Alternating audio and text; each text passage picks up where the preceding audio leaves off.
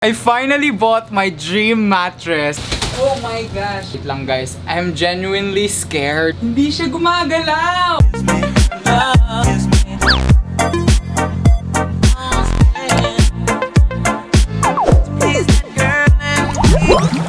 Hi guys, good morning.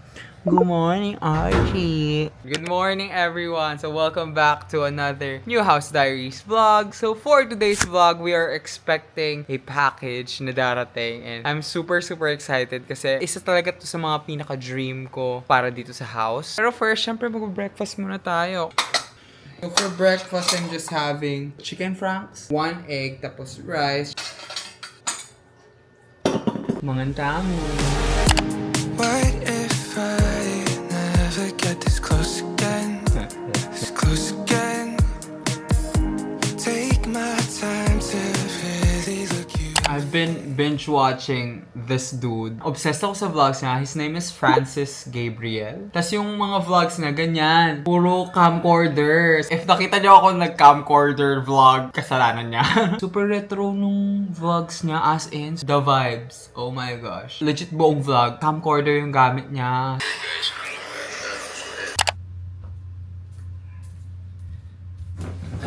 It's laundry day din today. Pa-laundry lang tayo. Nag-ukay kami the other day. Ito dadalhin ko sa old house kasi yung mga inuukay namin, pinapabukal. Bukal? Hindi, Kapampangan niya. Pinapakulo pa sa mainit na tubig. We actually got some amazing pieces. Papakita ko na lang sa isang vlog pa. Laundry day. Wala ka na bang madumi dyan? Sure. Pa-laundry na ako.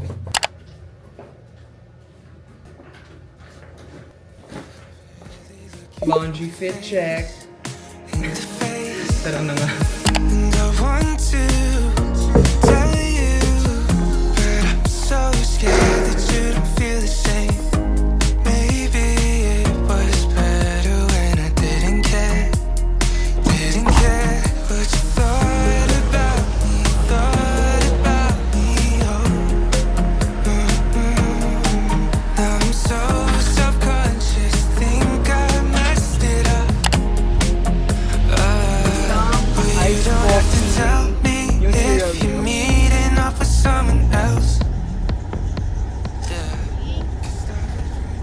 I just ordered yung bago nila, yung cereal milk, iced coffee. So if you're gonna let me down, please be nice about it.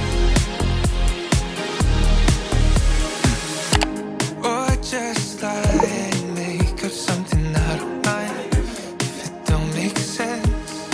I finally bought my dream mattress. I don't know if nakita nyo na to. This is the viral Emma Sleep Diamond Hybrid mattress. I've been seeing this viral mattress on social media kasi ginagamit to nila Nadine Lustre, Ann Curtis, Chris Uy, and even Small Loudest. Pang artista levels ang ating mattress. Siyempre na-intriga ako kasi parang mga big time yung gumagamit ng mattress na to. So ayan, we finally bought it. So ayan, mag-shoutout muna tayo sa mga comments sa last video. So shoutout kay Grace Joy, John Carlo, Glenn, Benedict, Julianne, Vinch, Angel, Marty, Jetmark, and lastly kay Dabadillo. So ayan, kung gusto nyo ma-shoutout sa next video, mag-comment na kayo down below ng tulog. So ayan, kung gusto nyo ma-shoutout, mag-comment na kayo. And yeah, back to the video. I-unbox natin siya right now.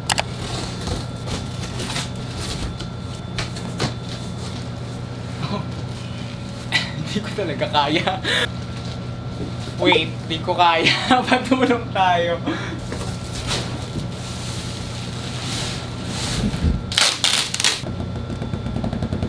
Lumalaki na siya. Oh my gosh! Oh my gosh! Whew! Amazing! I really was a bit hesitant at first kasi iniisip ko parang sobrang mahal niya porket madaming artista and mga influencer na gumagamit. Feeling natin sobrang mahal niya. Kasi nag-canvas na ako. So upon comparison with the other brands ng mattresses, the price is really not that bad and you're paying for the technology nito, which I will explain later. I think of it as an investment. Parang iniisip ko na lang na hindi mo mabibili yung pahinga. Why not invest in something na may elevate yung level of comfort and ng pahinga mo, di ba? So ano pang ginagawa natin? Let's try it right now. Oh my gosh! Hala, ang lambot! Okay, bye guys. Matutulog muna ako. I wasn't expecting it to be this soft. Hala, ang lambot! Tapos alam niyo ba yung una nilang ginagawa sa bed na to kapag nare-receive nila? Ito yung nakikita ko everywhere online. Wine test. Natatakot ako legit kasi baka sayang. Ayoko man gawin to sa bagong mattress ko. Pero gagawin natin kasi ganun ako may katiwala dito sa mattress na to. Oh my gosh, wait lang. I'm scared! Syempre dahil natatakot tayo, tubig lang yung gagamitin natin for it. Even this one, parang natatakot na ako. Hala, gagawin ko ba? Wait lang guys, I'm genuinely scared. Oh my gosh! Hala, ang galing! Oh my gosh, wait lang, really? Ang galing oh, tumatalo na talaga ako. Oh my gosh, hindi siya natatapon! I can't commit sa wine. Tsaka una sa lahat, wala akong wine. Hindi siya gumagalaw! Amazing! Grabe, Emma Sleep. I wasn't expecting it to work. Oh, kompletong-kompleto pa yung tubig. Seeing na this mattress has good reviews, napabili na talaga ako. It has everything that I'm looking for a mattress. Kaya nag-invest na din ako dito kasi minsan ka lang naman bibili ng mattress. One-time purchase lang naman siya. So, I invested in a really, really good one. So, kung may katabi kayo sa kama, kahit maglikot-likot ka dyan, this is the water. Kung malikot ka matulog, ayan, hindi siya affected. Hindi affected yung katabi mo sa kama. Kahit magtatatalon ako dito, hindi siya gumagalaw. Grabe, mind blown talaga. Isang dahilan pa pala bakit pinili ko tong mattress na to. Sana all pinili. This one is called the Diamond Hybrid Mattress. Meron siyang technology that dissipates heat. Parang hindi siya nag-absorb ng heat. Parang mas mabilis niyang dinidisperse yung heat. Dahil grabe ng init sa Pinas ngayon, I feel like magiging helpful yung technology na yun kasi it keeps the bed cool. I don't know the science behind it. I've read na this foam is infused with diamond and graphite. Dahil doon, nagkakaroon siya ng heat dissipation. Limandam ko yung cooling effect niya kasi alam niyo yung sa ibang mattress, yung dati kong kama sa old room ko, kapag nakulob yung init, pati yung kama mainit. Alam, gets yun, parang naka-heater yung kama. Ito, parang ang lamig-lamig. Ang presko nyo sa feeling, guys. Parang feeling ko hindi ako maglalagkit dito. Oh my gosh, dream come true. Thank you guys for everything. Nagpasalamat! One thing I love about Emma Sleep, meron silang free delivery, which is very uncommon for mattresses. Kasi nga, nag-canvas ako sa mga ibang shops ng mattresses. Yung iba meron 2,000 pesos na shipping fee, ganon, 1,500. Kasi medyo malaki at saka medyo mabigat ang mattress. Pero with Emma Sleep, free delivery na sila nationwide. Ang maganda pa dito, meron pa silang installment plans. Tapos meron din silang COD. I think this mattress has 5 to 10 years warranty pa. And ito pa pala, ito yung pinaka-selling point ko. Kasi na-mention to ni Chris Uy. And this is what made me buy it. Meron silang 100 night trial period. So, you could actually try na tulugan siya for 100 nights. So, if I didn't like it, I could just send it back and they will give me a full refund. Ayun, so if di ko siya nagustuhan, ibabalik natin siya. Pero so far, grabe, ayoko na umalis sa kamang to kasi ganun siya ka-comfy. Buti na lang, pasok din siya sa budget ko kasi yun talaga yung iniisip ko for this one. Kasi medyo malaki-laki na din yung nagastos ko sa house. Alam nyo yan, if you have been watching my New House Diaries vlog, medyo masakit.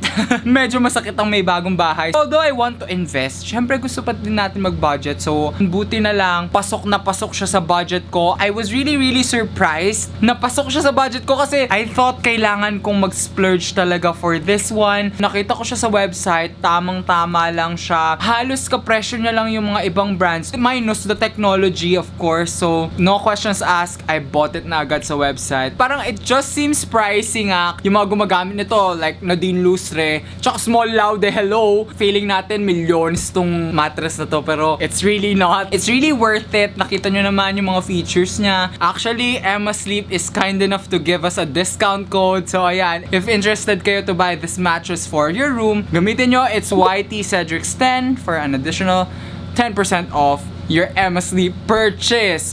Alam nyo naman, I will leave the links down in the description box. They also have a lot of different mattress options that you could check out. Dahil pa silang ibang mattress with different features. I-check nyo na lang sa link sa description box. Feeling ko talaga pag natulog ako dito, lahat ng pagod at stress ko, i-absorb nyo na. Okay, dahil Emma Sleep, magsisilip na ako. Ang corny ko, my gosh. I've actually been enjoying TikTok lately. If hindi nyo pa ako pina-follow sa TikTok, it's @NotCedric. So, madalas ako mag-post dun recently. So, ayan. I've been enjoying short form content. Hindi ko naman kayo papabayaan, don't worry. Weekly pa din tayo merong vlog dito sa YouTube. Pero ayan, thank you for the love, TikTok. I now have 8,900 followers. Ayan. Parang mag-1 month pa lang ako nagpo-post sa TikTok. If di nyo pa ako pina-follow, go follow me there. Tingnan nyo, hanggang TikTok ba naman nang bubudol yung kuya nyo? Ano ba yung mga binubudol ko dito? Ay, yung init sa Pinas, kaya naman napabili na ako neto. Diba? So this is the Jisoo Live 3-in-1 fan. I feel like I'm gonna take a nap. 'Cause honestly, I'd rather live in ignorance. Wish I didn't care what you thought about me. This is the sweetest. Chef, ang pinapaluto ko, tofu sisig. Ang gusto niya ibigay sa akin, maling sisig daw. You don't have to tell me if you're meeting up with someone else. Cause that would really break my heart, destroy my confidence. Even though I play it cool, my head's on fire. Nag-grocery lang kami real quick kasi it's the beginning of the week, so kailangan namin, every week kasi kami nag-grocery for food. First is this, essential talaga. Hindi ako mabubuhay ng walang fries. To go with it, meron tayong chicken breast nuggets, totoong chicken breast, chicken liver. Pwede kami tofu kasi nag-crave ako ng tofu sisig. Beef sukiyaki kasi gusto ko ng beef bulgogi. For veggies, bumili lang kami ng patatas, broccoli, onions na din, sayote for Archie, carrots for Archie din. Eggs andito. Last plastic, bumili lang kami ng ingredients for cookies. Actually, brownies sila. Kasi fudge brownie yung binili namin. Pero ayan. Fudge brownie na ready mix. 2 Rino. Maling. Oreos pang topping dito sa brownies. Dark chocolate chips. Goya white chocolate. Curry mix. Kasi magka-curry kami. Tapos, ginataang gulay. Naintriga lang ako dito sa Fun Chow. Beef bulgogi rice mix. Ito yung pinang-fried rice. Sana nag-enjoy kayo sa video na to. And if you did, make sure to give this video a big thumbs up, subscribe, and hit the notification bell para di kayo makamiss ng video ni Kuya Sed. And yun na nga, that's it for this video. Thank you guys for watching, and always remember that it is okay to be a weirdo. Bye!